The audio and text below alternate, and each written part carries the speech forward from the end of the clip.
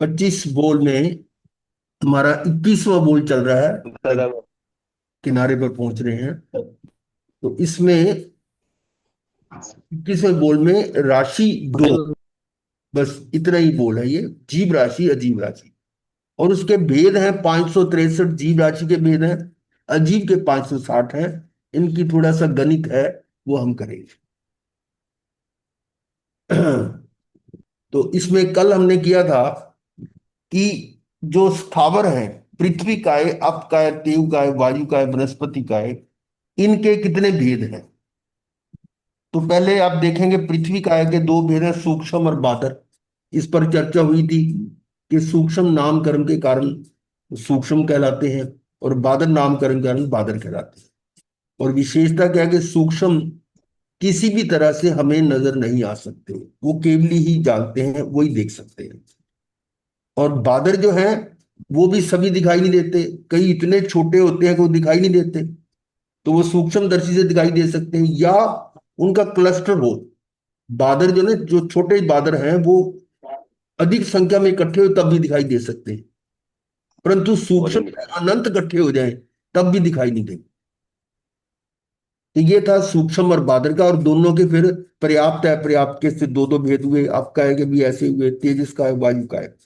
और वनस्पति काय में सूक्ष्म का तो एक ही है, परंतु बादर में दो भेद हो गए, प्रत्येक और साधारण। प्रत्येक है जिसमें जीव एक है, शरीर एक, जैसे पीपल का पेड़, नीम का पेड़, आम का पेड़, ऐसे होता है। और साधारण में क्या होता है कि एक ही में अनंत जीव हो सकते हैं, जैसे जिमी कंद है जितने, मूली, गाजर, आलू, शलगम वगैरह सारे साधारण वनस्पति है। तो इसमें एक ही शरीर में अनंत जीव होते हैं। तो इस तरह से इसके तीन भेद किए, सूक्ष्म, प्रत्येक और साधारण। और ऊपर चारों के दो दो भेद किए, तो 8 तो ये हो गया, 3 ये हो गए, 11 भेद। तो 11 के ही पर्याप्त और अपर्याप्त के हिसाब से 22 भेद जो है ना स्थावरों के हो गए। अब इसी कैलकुलेशन हम आगे लेके चलते हैं। पहले नारकियों का 7 भेद है, 7 तरह की नरक है, 7 भेद बना लिए। और उसमें पर्याप्त और अपर्याप्त के हिसाब से 14 हुए, 7 × 2 14।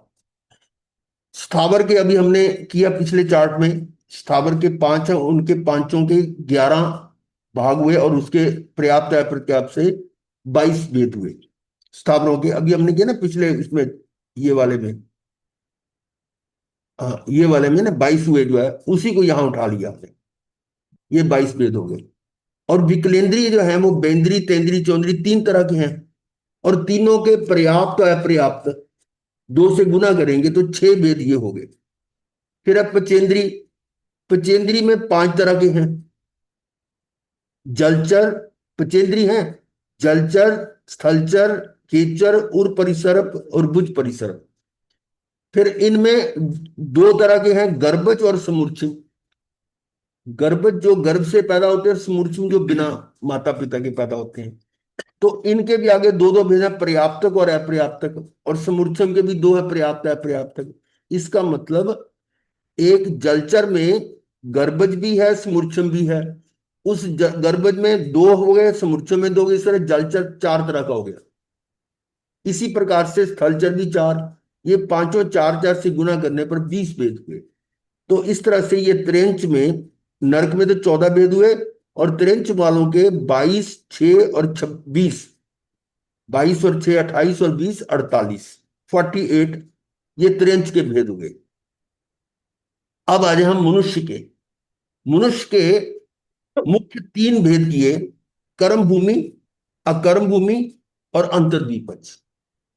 कर्म भूमि कितनी है, आप जानते हैं, 5 भरत, 5 रावत और 5 ही महाविदे। ये 15 भूमियां कर्म भूमि कहलाती है।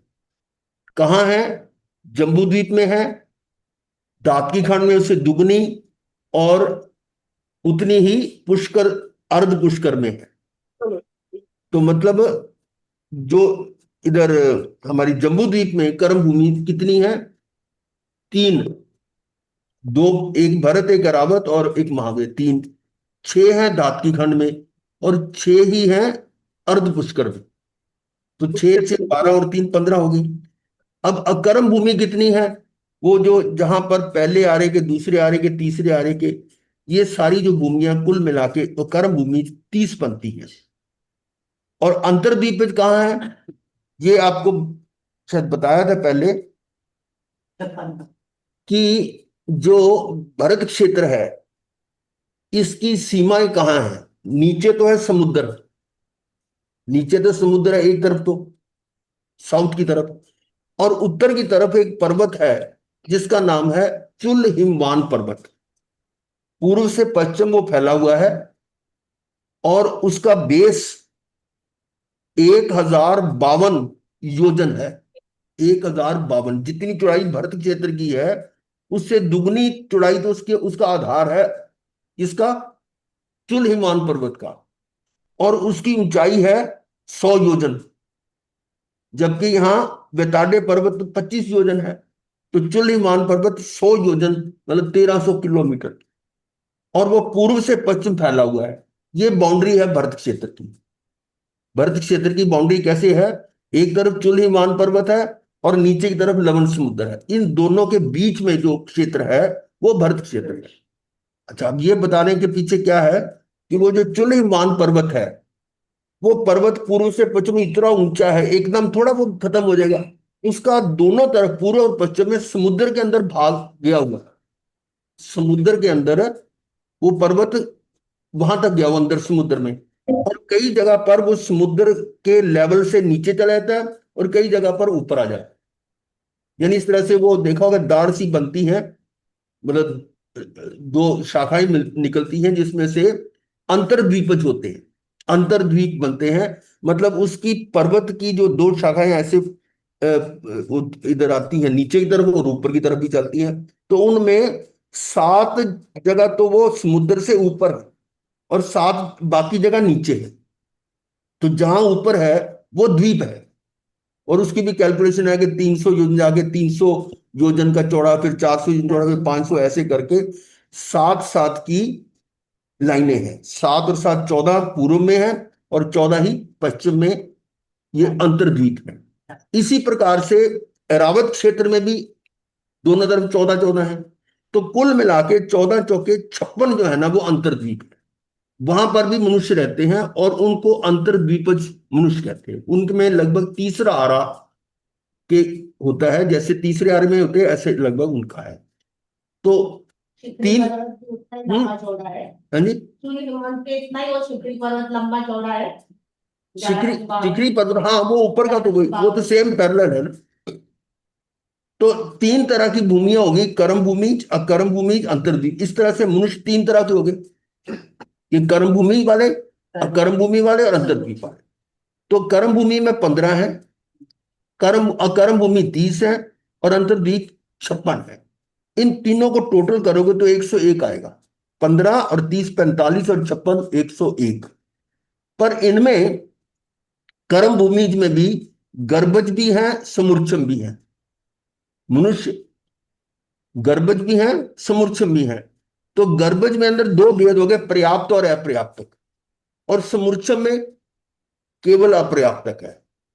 जबकि त्रेंचों में अभी आपने देखा था, त्रेंचों में जो समूर्छम है वो पर्याप्तक भी है, अपर्याप्तक भी है। यहां पर सिर्फ अपर्याप्तक लिखा, क्यों? यहां पर्याप्तक होने से पहले वो मर जाते, उनकी आयु इतनी छोटी होती है अंतर मुहूर्त कि वो पर्याप्त होने से पहले ही उनकी आयु पूरी हो जाती, इसलिए वो अपर्याप्तक ही होते हैं। जबकि त्रेंचों में, पचेंद्री त्रेंचों में जो समूर्छम है उनकी आयु काफी लंबी होती है, लंबी आयु होती है उनकी। तो वो उसमें पर्याप्त और अपर्याप्त 2 तरह के, यहां सिर्फ एक ही है, अपर्याप्त। ऐसी अकर्म भूमि में भी गर्भज 2 तरह के और समूर्छम 1 तरह का। अंतर्दीपज में गर्भज 2 तरह के, समूर्छम 1। यानी 3 3 तरह के हो गए। कर्म भूमि 3 तरह के, अकर्म भूमि 3 और अंतर्दीपज। तो इसलिए इनको 3 3 से गुना किया तो 45 ये हो गए, 90 ये हो गए, 168 ये हो गए। 45 और 90 135 और 168 जोड़ेंगे 303। तो इन सब का टोटल 14, 48 और 303, इनको टोटल करेंगे तो 365 आता है। 14 और 48 62, 62 और 303, 365। आजकल तो कैलकुलेटर से करते हैं ना। अब हमारे जमाने में तो ये ऐसे ही करते थे, फटाफट टोटल होता था। बच्चे, आजकल के बच्चे नहीं कर सकते। हाँ। हम्म। अब देखिए, 3 को तो हमने ले लिया था उसमें, नरक, त्रयंच और मनुष्य, देवों का रहता था। अब देवों की कितनी वैरायटी है? एक अब भवनपति, ये 10 प्रकार के आपको पहले बोल में कराया गया था कि इस पृथ्वी जहां हम बैठे हुए हैं, ये पहली पृथ्वी की छत है। और कितनी गहरी है? 1,80,000 योजन। और इसके अंदर पाथड़े हैं, अंतराल हैं, ये सारा कुछ बताया गया था। और उनमें जो ऊपर के 2 हैं अंतराल, उनमें नहीं है।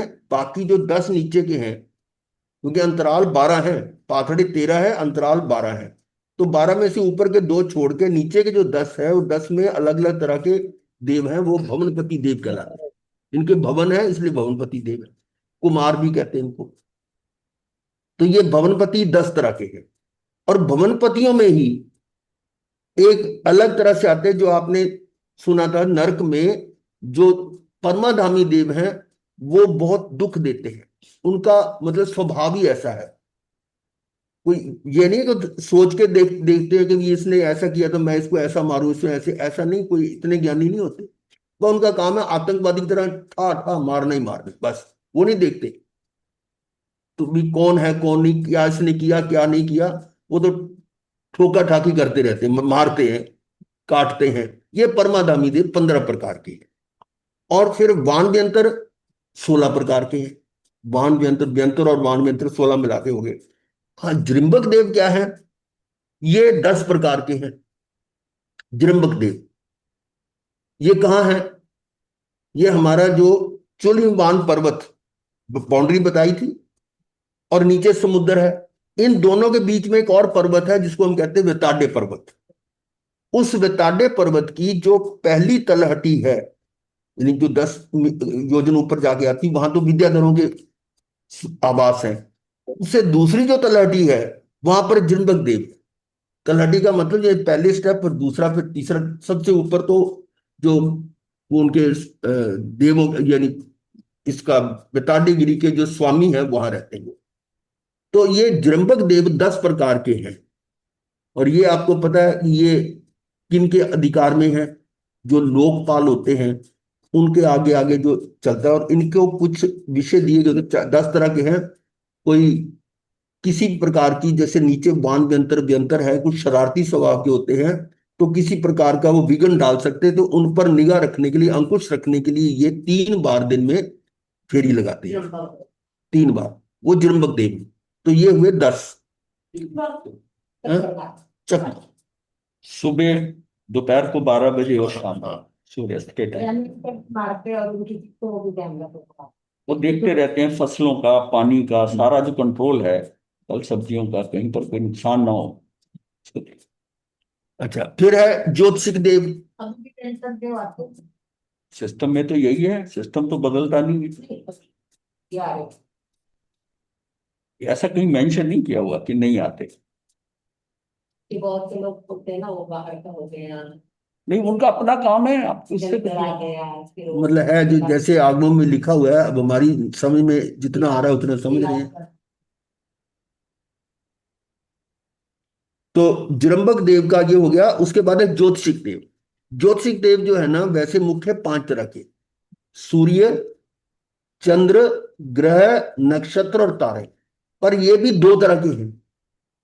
5 हुए ना ये, सूर्य, चंद्र, ग्रह, नक्षत्र, तारा। ये 5 चर भी है और 5 अचर भी है। चर का मतलब जो गतिमान है, और अचर का मतलब जो स्थिर है। तो ये जो 2.5 द्वीप के अंदर जितने ज्योतिषिक देव हैं, वो तो है गतिमान, चर कहते हैं उनको। और जो 2.5 द्वीप के बाहर वाले हैं, वो अचर है। तो इस दृष्टि से हमने ज्योतिषियों के 5 की जगह 10 भेद करे। ये 10 हो गए। और किलबिशी देव 3 तरह के होते हैं। वो पल्लवों वाले, 3 सागरों वाले, और 13 सागरों वाले। 13 सागर या 3 सागर और 3 पल्ले 3 पल्ले पंख। 3 पल्ले पे हम 3 सागर को हम 13 सागर। तो ये जो है ना, जितनी आयु बढ़ी उतने ऊपर के देवलोक में है। पर ये 3 प्रकार के किलबिशी देव है। और फिर कल्पोपपन्न, कल्पोपपन्न जो कल्पों में उत्पन्न हो रहे हैं। कल्प कहां तक है? 12 तक। 12 तरह के देवलोकों में कल्प है। मतलब उनमें कल्प का मतलब 12वें देवलोक तक। 12वें तक, 1 से 12 तक जो है ना वो कल्पोपवन कहलाते हैं, कि उनके वहां इंद्र आदि का प्रोविजन है। इंद्र है यानी छोटे बड़े हैं, बराबर नहीं है सारे। इस तरह से ये 12 देवलोक जो है ना वो कहलाते हैं कल्पोपवन। जबकि इंद्र तो उनमें 10 ही होते हैं, पर देव तो 12 तरह के हो गए ना। मान लो 11वें देवलोक, 12वें देवलोक, इस तरह से। और फिर लोकांतिक है। ये लोकांतिक कहाँ? ये 5वें देवलोक के साइडों पर 9 प्रकार के लोकांतिक देव हैं। ये देव ऋषि भी कहलाते हैं, इनको देव ऋषि भी कहा जाता है। और एक भव अवतारी होते हैं, ये एक भव लेके मोक्ष जाने वाले हैं देव ऋषि। फिर है ग्रैविक।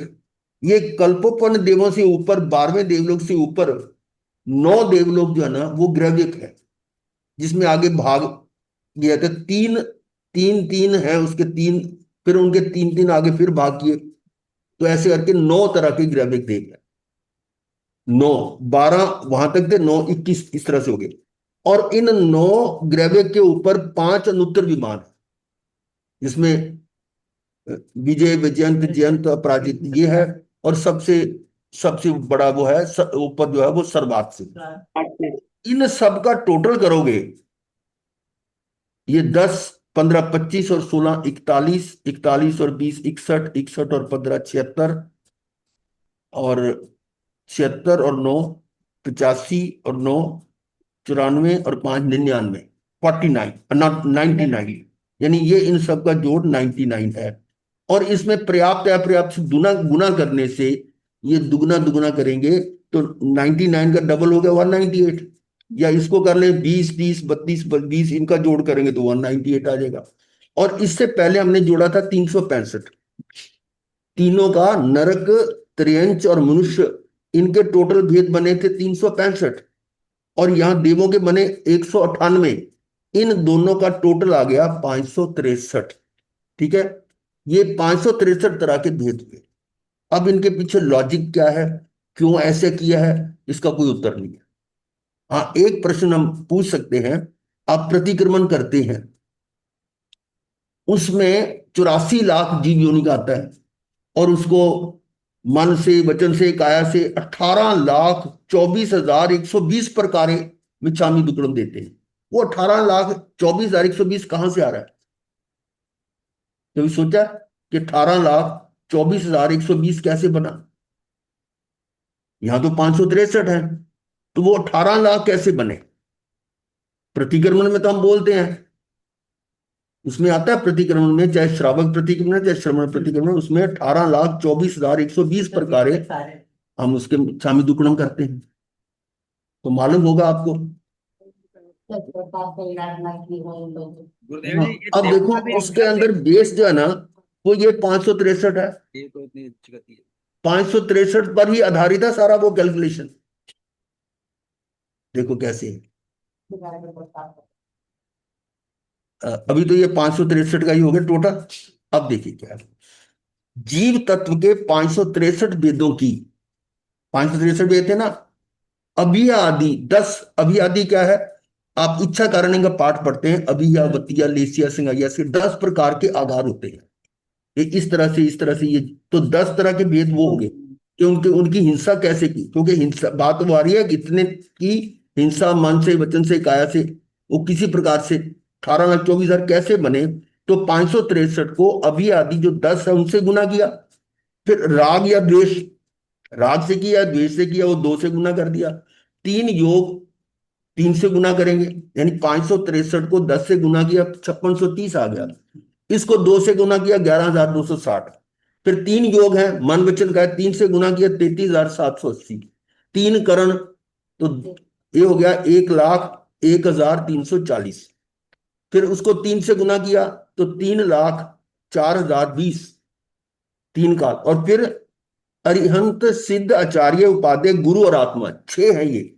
इन 6 से गुना करोगे तो ये संख्या ये आ जाएगी 18,24,120। तो बेस ये है 563। मतलब कोई भी चीज जाओ कहीं ना कहीं उसका प्रयोग है।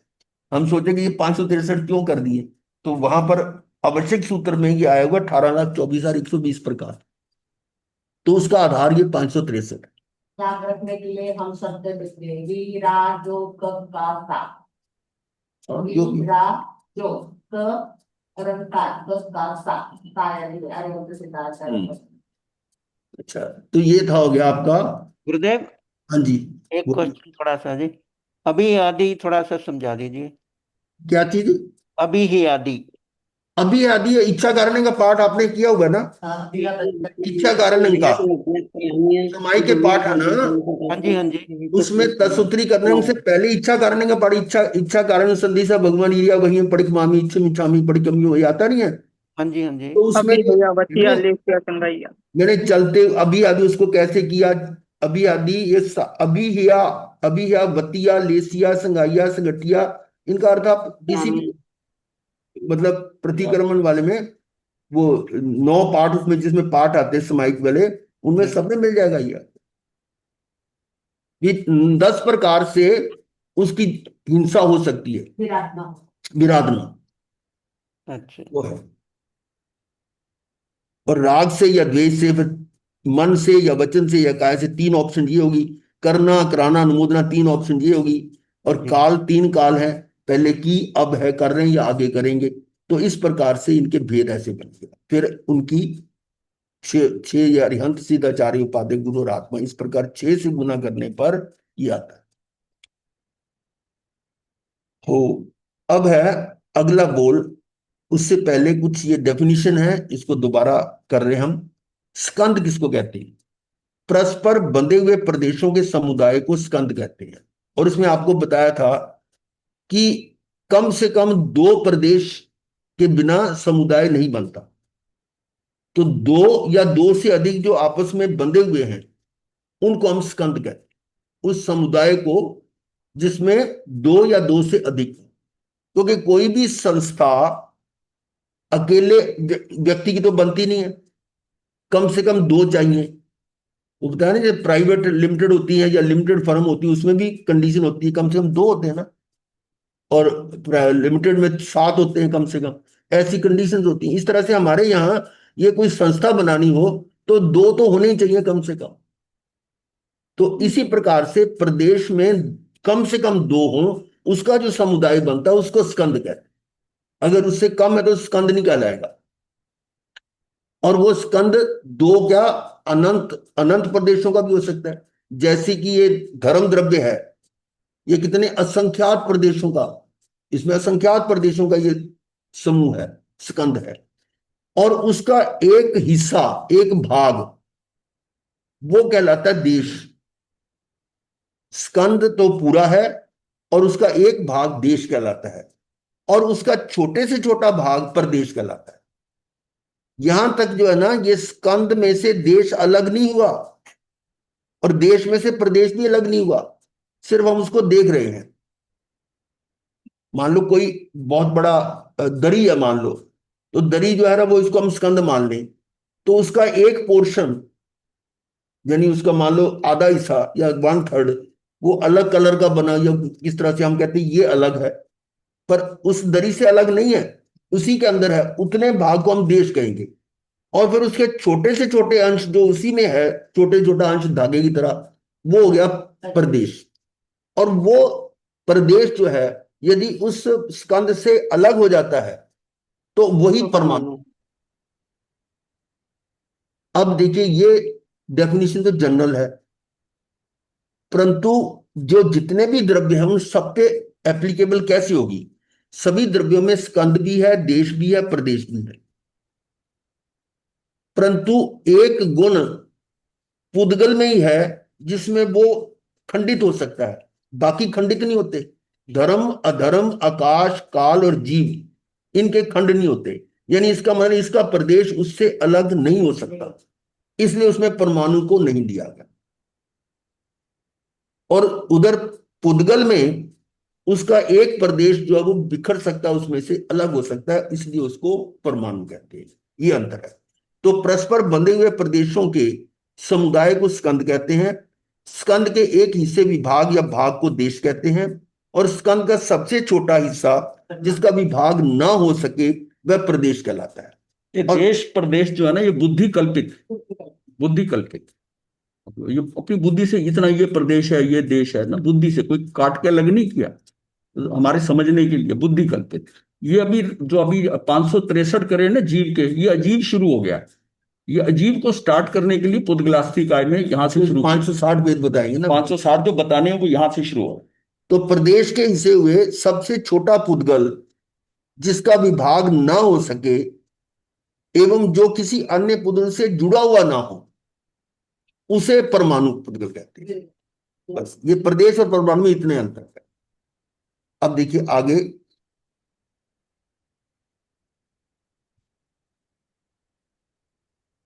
अमूर्त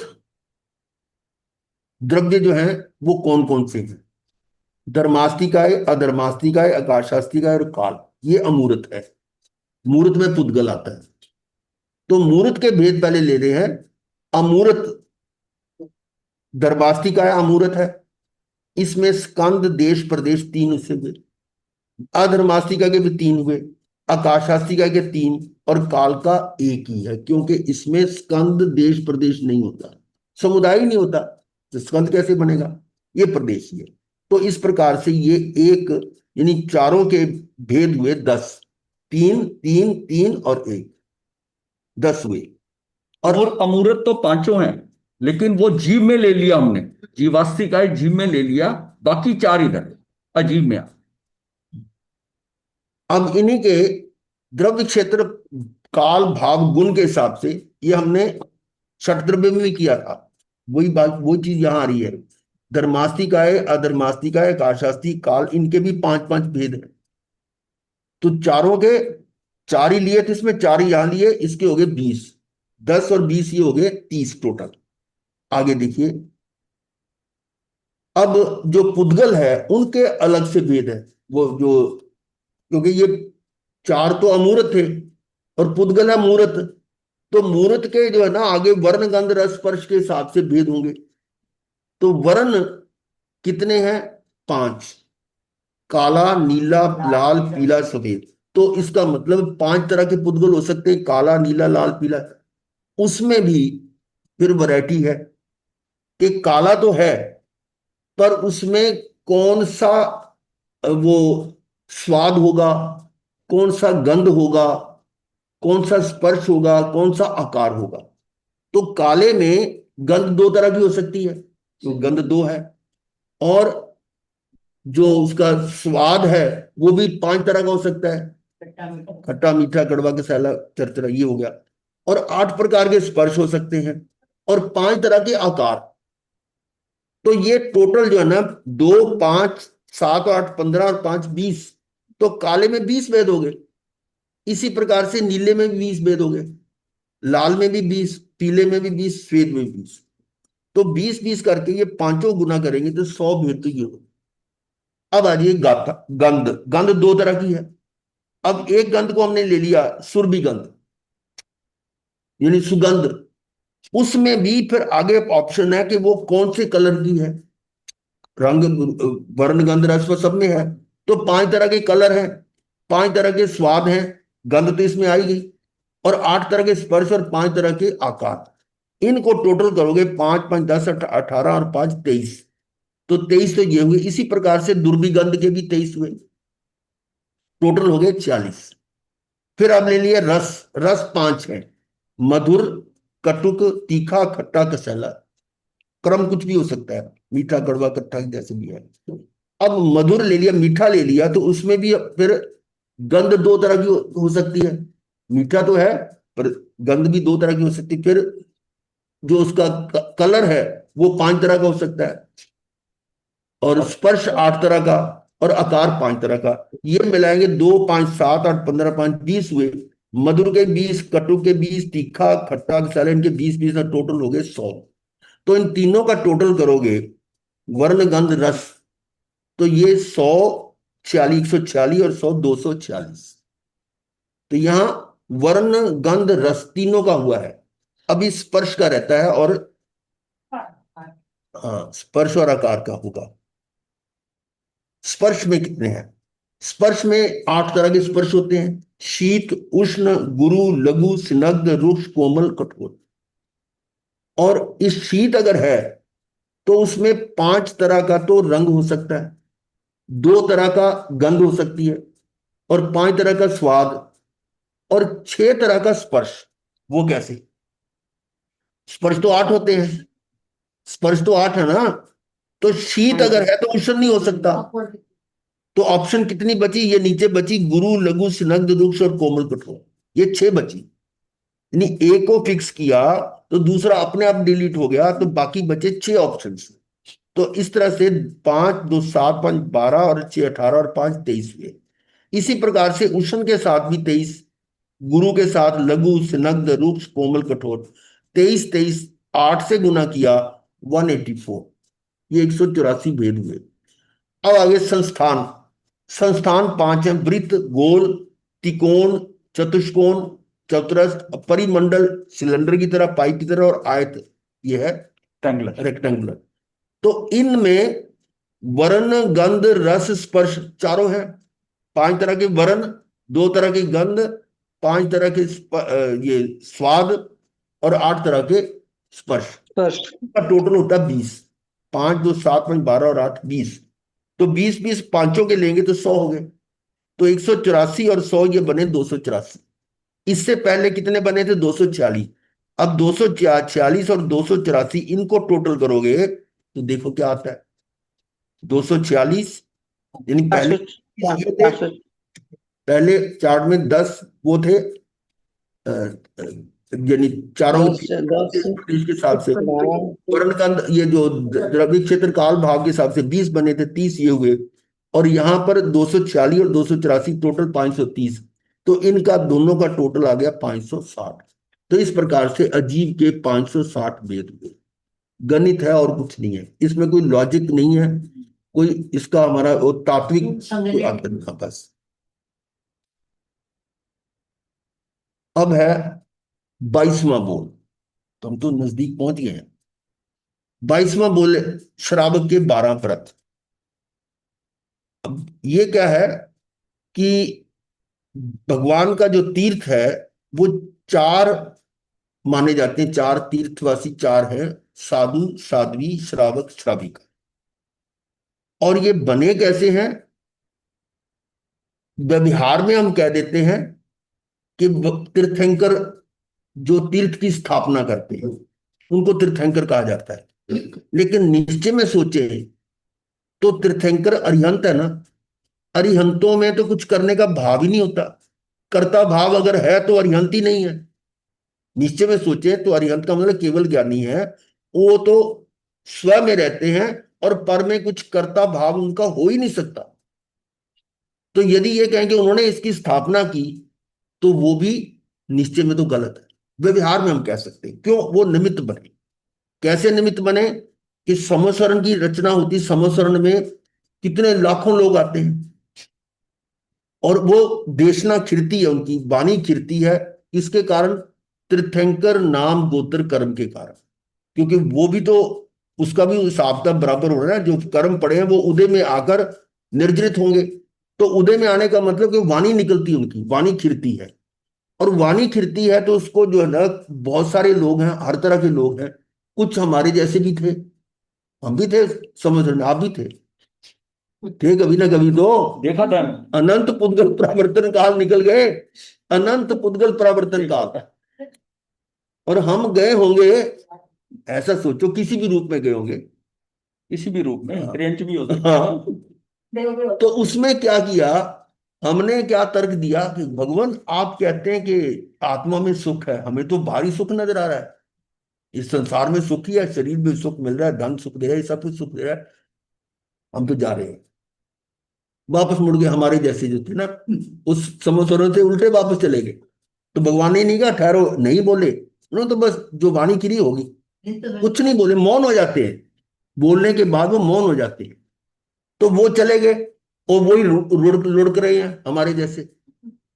और कुछ ऐसे लोग थे जिन्होंने उनके प्रवचन देशना को सुना और समझा कि भाई बात तो सही कहते हैं, पर अभी हमारा इतना पुरुषार्थ नहीं उपड़ रहा कि हम ये घर बार छोड़ के संयम ले ले, सब कुछ छोड़ नहीं सकते।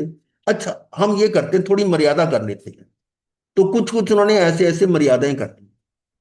और उपासक दशांश सूत्र में वर्णन आता है आनंद श्रावक का, कि वो कहते हैं भगवान मैंने ये छोड़ दिया, ये छोड़ दिया, ये छोड़ दिया। ये सारी व्यवहार की बातें हैं। क्या भगवान ये सुनने के लिए बैठे होते हैं? भगवान कोई कानों से सुनते हैं? वो तो केवल ज्ञानी है। ये तो अपने आप उसकी समझ में जो जो आया कि मैंने ये छोड़ दिया, ये छोड़ दिया, इस तरह करके वो उन्होंने अनुव्रत ले लिए, श्रावक बन गए। और कुछ ऐसे थे और भी जिनको बहुत अच्छा रुचा वो जो उनका देशना थी, और संसार से भय लगने लगा कि मैं तो, मेरे तो भव ना बढ़ जाएं, भव भीरु हो गए। तो वो तुरंत अभी अभी ही मैं तो संसार को छोड़कर ये संयम लेता हूं, मुझे भव भ्रमण नहीं करना। वो साधु साधु साधु ही बन गए। अब देखो, कोई भगवान ने नहीं कहा कि तुम साधु बन जाओ, किसी को नहीं कहा। और तुम श्रावक बन जाओ, या तुम ये छोड़ दो, ये छोड़ दो, बिल्कुल नहीं कहा। उन्होंने अपनी ही मर्जी से कुछ श्रावक बन गए, कुछ श्राविकाएं बन गई, कुछ साधु बन गए, कुछ साधु। निमित्त तो तीर्थंकर परमात्मा ही है। इसलिए हम व्यवहार में कह देते हैं कि तीर्थंकर परमात्मा जो तीर्थ की स्थापना करते हैं, वास्तव में स्थापना होती है। उनकी वाणी का बोध लेकर वो तीर्थ बन जाते। तो वो उसी में से ये तीर्थ का जो दो पाए हैं, श्रावक श्राविका, ये दो हैं, और साधु साध्वी हो रहे हैं। तो उन्होंने कौन कौन से नियम दिए, उनको हम व्रतों की जगह अनुव्रत कहते हैं। अनुव्रत, क्योंकि 5 मुख्य पाप हैं, हम पहले कर चुके हैं इस तरह के। कौन कौन से? हिंसा, झूठ, चोरी, मैथुन, परिग्रह, ये 5 महापाप हैं। तो इनको कुछ अंश में छोड़ देना वो अनुव्रत है। तो ये अहिंसा अनुव्रत, सत्य अनुव्रत, अचोरी अनुव्रत, ब्रह्मचर्य अनुव्रत और अपरिग्रह अनुव्रत, ये 5 तो ये अनुव्रत है। और 6 जो है ना, वो शिक्षा वाले, दिशा परिमाण, दिशाओं की सीमा कर लेना कि भी इस दिशा से, इतने क्षेत्र से मैं बाहर नहीं जाऊंगा, इस तरह का ये दिशा परिमाण है। उपभोग, भोग भोग परिमाण गुणव्रत है, कि ये चीजें भोगने की या नहीं भोगने की, उन पर अंकुश लगाना, ये वो है। अनर्थ दंड है, कि प्रयोजन के बिना कोई जो हिंसा की जाती है वो अनर्थ दंड होता है। तो वो भी, उसका भी त्याग ऐसे करता है। तो ये 3 तो ये हुए, दिशा परिमाण गुणव्रत, उपभोग परिमाण गुणव्रत, अनर्थ दंड वाला। और ये जो है आपके 9, 5 और 3 8 हुए। और 4 ये हैं सामायिक शिक्षा व्रत, शिक्षा व्रत है ये। देशोपगासिक शिक्षा व्रत, पौषध शिक्षा व्रत, अतिथि समविभाग शिक्षा व्रत। इसमें क्या है, सामायिक में हम प्रैक्टिस करते हैं 2 घड़ी एक जगह टिक कर बैठे। और असली सामायिक तो होती है स्वयं में स्थिर हो जाना, समय में आ जाना। समय कहते हैं आत्मा को। समय वो वैसे, अगर स्थूल इसका अर्थ लें तो समय का मतलब द्रव्य, वस्तु। तो वस्तु में जो सारभूत वस्तु, वो तो मैं आत्मा, जीव है। तो वो समय में स्थित होना, समय में आना, वो सामायिक है, यानी आत्मा में आना। और उसके लिए अगर 2 घड़ी यानी 48 मिनट को इस आत्मा में रह जाए तो केवल ज्ञान हो जाता है। तो उसकी ये प्रैक्टिस करवा दिया। तो इसमें करना क्या चाहिए कि समाई के अंदर हमें पुरुषार्थ यही करना चाहिए कि जितना भी समय, 1 समय, 2 समय, 1 मिनट, 2 मिनट जाए, हम अंदर आए, बाहर निकल फिर अंदर आ जाए। उसके लिए हम स्वाध्याय का आलंबन ले लेते हैं। स्वाध्याय कैसा? जिसमें धर्म, ये तत्व चर्चा हो, आत्मा की चर्चा हो, इस तरह का स्वाध्याय किया जा सकता है। आत्मा और जो समय है, हम्म। इसको कैसे मतलब इक्वेट किया है, उनको बराबर किया है कि जो समय है ना, समय में जानना भी हो रहा है और उसी समय उसमें परिणमन भी हो रहा है।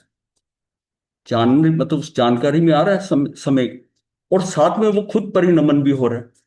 यही बात आत्मा की है। आत्मा जान भी रही है, ज्ञान से जान भी रही है, और उसमें परिणमन भी हो रहा है। दोनों क्वालिटीज मिलती हैं समय की और इसकी, कि जानना भी हो रहा है और परिणमन भी हो रहा है, परिणमन भी हो रहा है। इसलिए समय और आत्मा को एक करती है। कि इसमें जानना हो रहा है, साथ में परिणमन भी, और दोनों में समय और उसमें है। फिर 10वां है देशावकाशिक व्रत है। इसमें और ये दिशा परिमाण में कुछ ज्यादा अंतर नजर नहीं आता।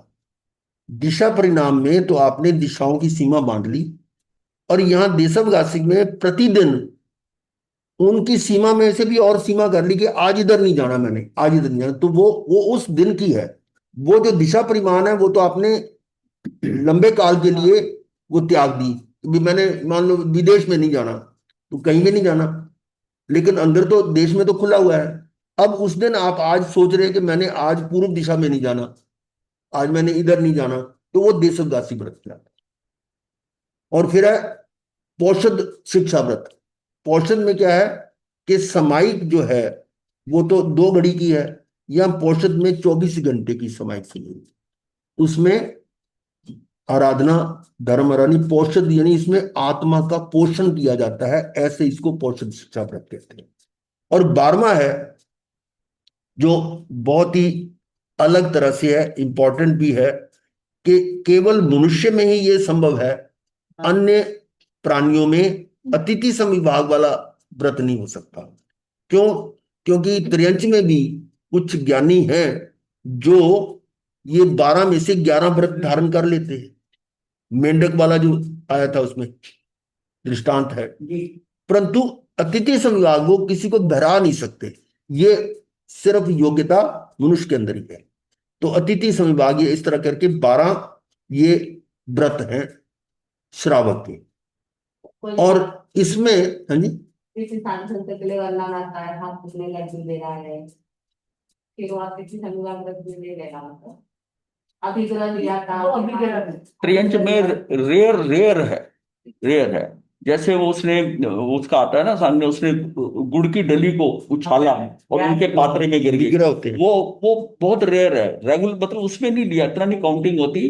वो कोई खास होता है, वो तो एक्सीडेंटली है ना कि उनके उछल के इसके आ गया। हाँ, मतलब उसका मतलब अतिथि समविभाग किसी किसी में हो पर सकता उसके है। देने के भाग थोड़ा थे, वो तो उछाल दिया।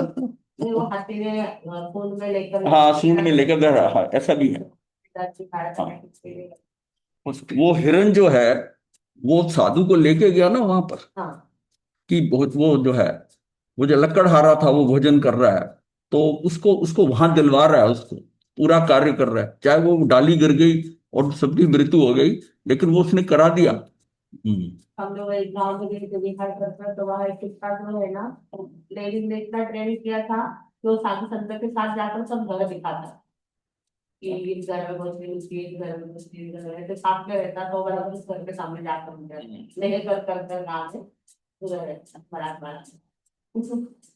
चलिए, ये जो अब इनको थोड़ा सा और कर रहे व्याख्या, अहिंसा अनुव्रत क्या है। अब देखिए, अहिंसा महाव्रत में तो 3 करण 3 योग से करना, कराना, अनुमोदना, तीनों से ही मतलब रुकावट होती है, नहीं करना। परंतु यहां छूट है, क्या जानबूझकर निरपराध त्रस्त जीवों को नहीं मारने का। जानबूझकर, वैसे देखा है जानबूझकर तो कोई भी नहीं मारता, जानबूझकर नहीं मारते, जो थोड़ी सी भी सेंस होती है। और जो बिल्कुल ही वो जैसे कसाई है वो तो है, वो जानबूझकर मारते हैं। तो जानबूझकर निरपराध जो अपराधी नहीं है ऐसे जीवों को नहीं मारने का व्रत अहिंसा अनुव्रत। बाकी उसमें भेद आ जाते हैं, बंदे बहे छविच्छे ऐसे करके आते हैं वो, तो हम शॉर्ट में ये इसका अर्थ बता रहे हैं। दूसरा है मृषावाद। बड़े झूठ का त्याग करना मृषावाद अनुव्रत है। उसमें आगे अभी आ जाते हैं कि किसी जानवर के बारे में या कन्या के बारे में, या वो ऐसे आते हैं ना उसमें झूठ बोलना, कन्ना ली गोवाली गोमाली ऐसे करके, तो वो है बड़े झूठ का त्याग करना, ये मृषावाद अनुव्रत। छोटे छोटे चलते हैं इसमें। अब है अदत्ता दान। बड़ी चोरी का त्याग करना अदत्ता दान अनुव्रत है। फिर है ब्रह्मचर्य। स्व पत्नी या स्व पति या स्व पत्नी के अतिरिक्त अन्य से अब्रह्म सेवन का त्याग करना ब्रह्मचर्य अनुव्रत है। और अपरिग्रह धन धान्य पशु आदि संबंधी इच्छाओं पर नियंत्रण करना अपरिग्रह अनुव्रत है। उसे आसक्ति को छोड़ना है। दिशा परिमाण है कि दिशाओं की मर्यादा करना दिशा परिमाण व्रत है। फिर उपभोग परिभोग है, खाने पहनने आदि के पदार्थों की मर्यादा करना उपभोग परिभोग परिणाम व्रत है। उपभोग और परिभोग, उपभोग में तो क्या होता है कि एक बार कंज्यूमेबल आइटम, और परिभोग में वो बार बार यूज है, जैसे कपड़ा वगैरह बर्तन वगैरह ये बार बार यूज होते हैं, और जो खाद्य पदार्थ है वो उपभोग में आते हैं। तो इनमें खाने पहनने आदि के पदार्थों की मर्यादा करना, और उसमें आपने देखा कि उपासक दिशा में आनंद श्रावक सुबह प्रातः काल से उठकर जो जो चीजें काम में आती सब चीजों की लिस्ट बना ली। सुबह उठना के दातुन वगैरह, मंजन कैसा, ये कैसा हो, तौलिया, तेल, साबुन वगैरह सबकी मर्यादाएं, ऐसी 26 कितनी चीजें गिनाई हुई हैं। तो ऐसे करके वो मर्यादा करना, मतलब ये है उपभोग परिभोग परिमाण। फिर है अनर्थ, निष्प्रयोजन होने वाली हिंसा का त्याग करना बिना प्रयोजन। अब ये बताया था कि भी जैसे पानी का नल खोल दिया, वो बिना प्रयोजन के बह रहा है तो वो हिंसा है। और यहाँ ट्यूबवेल चल रहा है, खेत में पानी दिया जा रहा है, टनों टन पानी जा रहा है, वो निष्प्रयोजन नहीं है, वो अनर्थ दंड नहीं है। तो अनर्थ दंड का त्याग करना है कि नहाते समय में भी आप इसका ध्यान रख सकते हैं कि भी जितना पानी जितना बाल्टी में डाल के उससे नहा लेंगे तो वो अनर्थ दंड नहीं लगेगा। अदरवाइज टूटी के नीचे या शॉवर के नीचे हो गए तो पानी कितना निष्प्रयोजन जा रहा है, तो उसका दंड आता है वो अनर्थ दंड का आता है। ये था। और फिर है समाहित, मुहूर्त आदि काल पर्यंत 2 करण 3 योग से सावध योगों का त्याग करना समाहित व्रत है। ये देखिएगा 2 करण 3 योग, और जो साधु की समाहिक होती है वो 3 करण 3 योग से होती है, और जो श्रावक की समाहिक है वो 2 करण 3 योग से है। इसीलिए ये अनुव्रतों में आता है। तो 3 करण कौन से? करना, कराना, अनुमोदना, और 3 योग होते हैं मन से, वचन से, काया से। पर यहां करण 2 ले लिए, क्योंकि करना कराना तो आप रोक सकते हो, पर अनुमोदना से नहीं छूट सकते। कि जिस समय आप समाई कर रहे हैं उस समय ना तो कर रहे ना करा रहे हैं, लेकिन आपके निमित्त से या जो भी कार्य हो रहा है या बिजनेस का काम हो रहा है उसमें आप भागीदार हो, उसकी अनुमोदना तो कर ही रहे हो। ये थोड़ा छोड़ आए उसको, तो इसलिए अनुमोदना इसमें नहीं छूट सकती श्रावक में। और 3 योग से ठीक है, मन से, वचन से, काया से। तो इसलिए दुविहिंग तिविहेन पाठ में आता है ना, क्रेमी बनते समायंग सावजंग जोगम पच्चकाम जावनी वो आता है दुविहिंग तिविहेन। तो साधु में 3 तरह से आता है। तो 2 करण 3 योग से सावध्य योगों का, सावध्य का मतलब होता है जिसमें हिंसा, बद्ध का मतलब हिंसा, हिंसाकारी या आरंभ वाले जो कार्य हैं उनको सावध्यकारी कहते हैं। इन योगों का त्याग करना समाहित व्रत है। हिंसा के आरंभ के जो व्यापार हैं उनको छोड़ना, सावज्य जोगम पच्चकामी। और फिर 10वां है देशवगासिक, दिशाओं में एक दिन संबंधी उस दिन के लिए विशेष मर्यादा करना, यह देशावगासिक व्रत है। वर्तमान में दया, संबर आदि इस व्रत में लिए जाते हैं। भी आज हम स्थानिक में बैठ गए, स्थानिक से बाहर नहीं निकलना, तो आज के लिए वो देशवगासिक हो गया ना।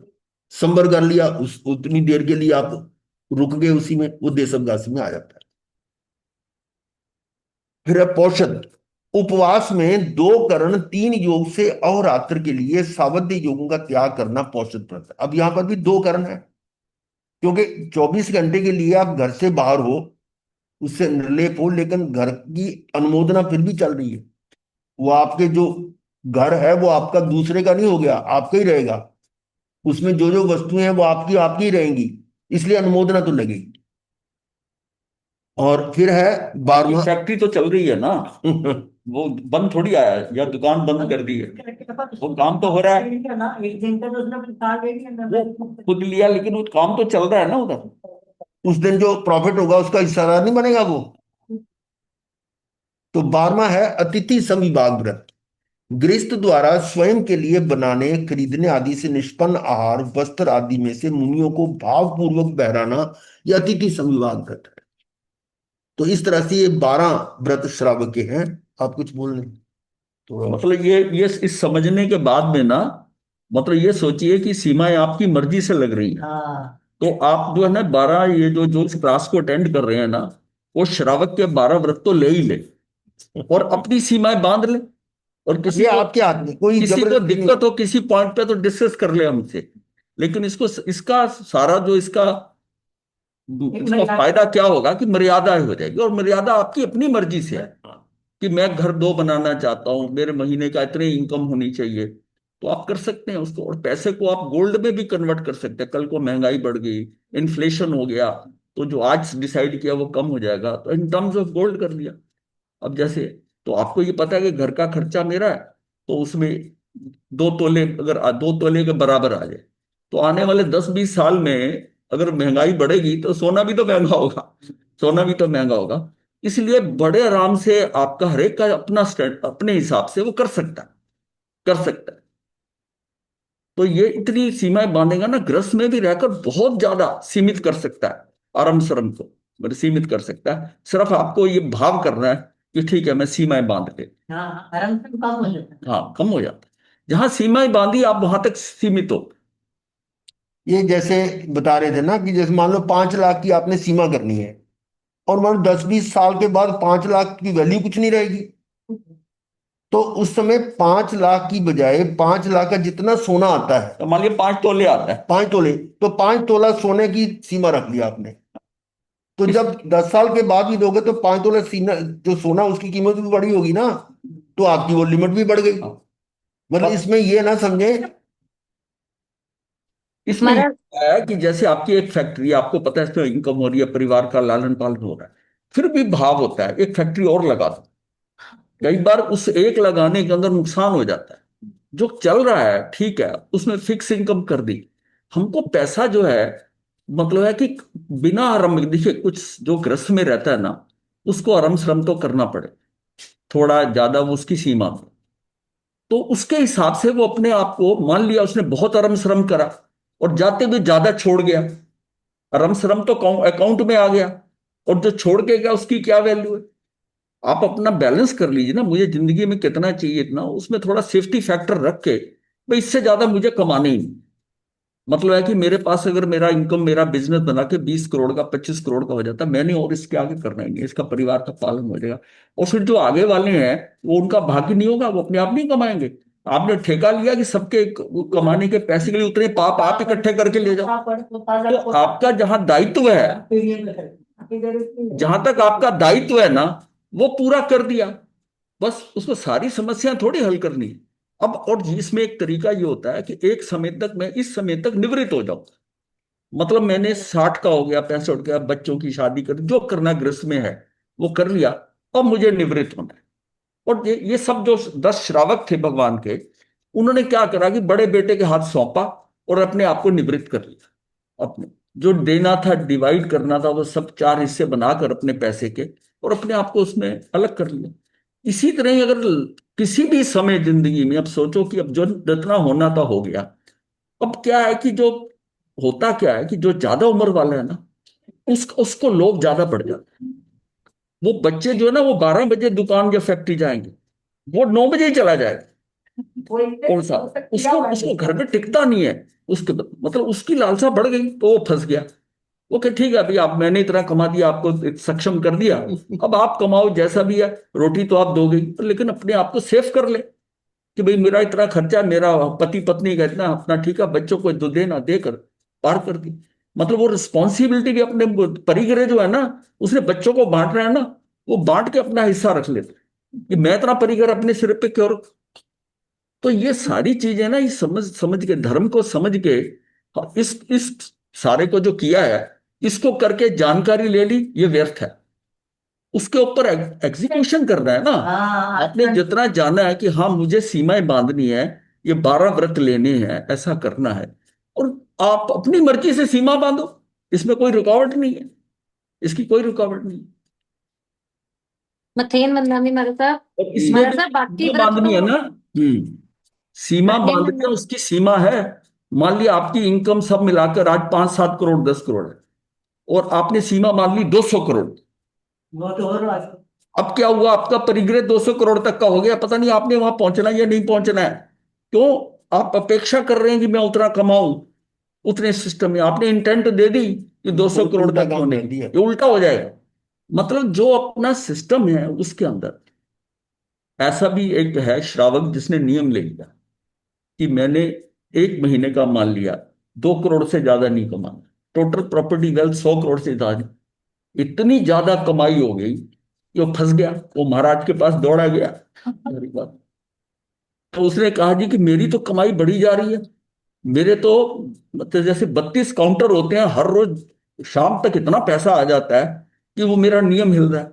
तो फिर उन्होंने कहा कि ऐसा है, उसमें से ये समझ ले कि पहले जो है आधा दान कर दो, जितना आएगा ना आधा में सामाजिक कार्यों में धार्मिक कार्यों में दान। उसका फिर बढ़ने लग गया और बढ़ने लगा जो सीमा ली थी। उसने फिर उसको कहा 75% दान करूंगा। तो इस तरह उसको समझाया कि अब तेरे पास आ रहा है जो कर्म, उस कर्म फल उसका है वो इतना आ रहा है, पुराना प्रारब्ध जो है। तो उसको फिर कहा कि इसको तू दान में लगा दे।